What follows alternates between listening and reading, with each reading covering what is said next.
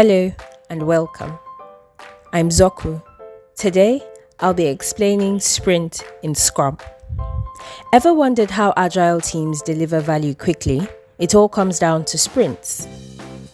A sprint is a time-boxed period, usually 1 to 4 weeks, where a Scrum team focuses on delivering a potentially shippable product increment.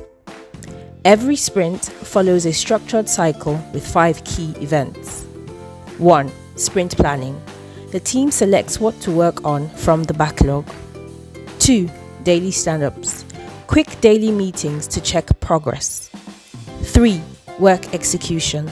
The team develops, tests, and refines the product. 4. Sprint review. Demo time. The team showcases what they've built. And 5. Sprint retrospective. A moment to reflect and improve for the next sprint. At the end of each sprint, the goal is to have a working product increment that delivers value.